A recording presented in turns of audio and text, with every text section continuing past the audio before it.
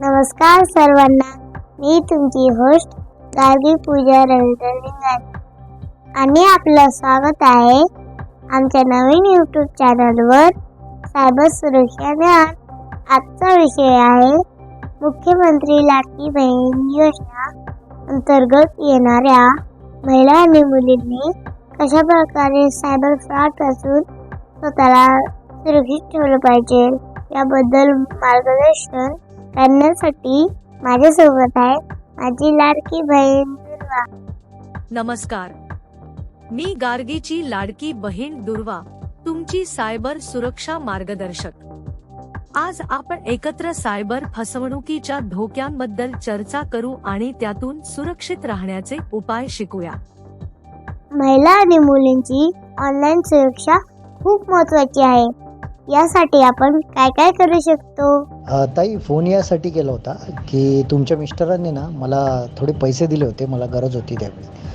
हो, ते मला ना 12,500 पाठवायचे होते पैसे, पण मी चुकून ना 25,000 रुपये पाठवलेत. बघा ना, तुम्हाला मेसेज आला तर बघा ना जरा. हो ताई, तुम्ही असं कसं बोलताय? बघा ना, पाठवा प्लीज, मला गरज आहे हो. आणि ऐन सणवारात मी तुम्हाला पैसे पाठवलेत ते चुकून.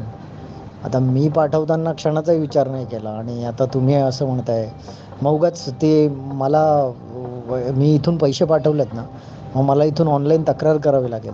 मग त्यावेळी कदाचित तुमचं अकाउंट ब्लॉक होऊ शकतं. मग उगाच तुम्ही माझ्या नावाने ओरडाल वगैरे, त्यापेक्षा तुम्ही पाठवून द्या मला पैसे तुम्ही प्लीज.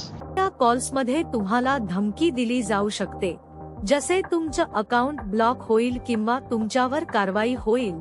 पण घाबरू नका, तुमची माहिती शेअर करू नका आणि लगेच तो सोशल मीडियावर तुमची माहिती हॅकर्स आणि फसवणूक करणारे लोक मिळवू शकतात जर तुम्ही ती सगळ्यांसोबत शेअर केली तर. आपले खाते प्रायव्हेट ठेवा आणि अनोळखी लोकांना फॉलोअर्स किंवा फ्रेंड्स म्हणून स्वीकारू नका. आणि नेहमी वेबसाईटच्या URL मध्ये HTTPS आहे की नाही ते चेक करा. S म्हणजे ती सुरक्षित आहे. क्रेडिट किंवा डेबिट कार्डची माहिती शेअर करण्याआधी नेहमी ही खात्री करा. आणि मोबाईलच्या ॲप्सना परवानग्या देताना जपून राहा. कोणत्या ॲपला तुमची कोणती माहिती मिळते यावर लक्ष ठेवा. फिशिंग ईमेल्स खूप हुशारीने तयार केले जातात. ते तुम्हाला एखाद्या ओळखीच्या कंपनीचं वाटतील, पण नेहमी ईमेलच्या सेंडरचा पत्ता चेक करा आणि असुरक्षित लिंक क्लिक करू नका. जर तुमच्या बरोबर सायबर फ्रॉड झाला तर ती लपून ठेवू नका. सायबर क्राईम पोर्टलवर किंवा पोलीस ठाण्यात लगेच फोन करा. बरोबर, आपली सुरक्षा आपल्या हातात आहे. फसवणूक झाल्यावर लगेच रिपोर्ट करणं खूप महत्त्वाचं आहे, जेणेकरून पुढच्या वेळेस तीच चूक होणार नाही.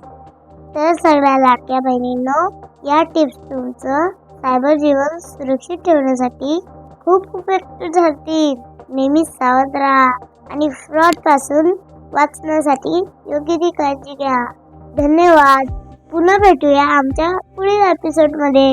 तोपर्यंत सुरक्षित राहा आणि तुमची माहिती सुरक्षित ठेवा. आणि सर्वात महत्त्वाचे, आमच्या चॅनलला लाईक करा, शेअर करा आणि सबस्क्राईब करायला विसरू नका. सायबर जगात सुरक्षित राहणं हीच आपली खरी ताकद आहे. काही शंका असतील तर सायबर सुरक्षा ज्ञान मध्ये विचारा.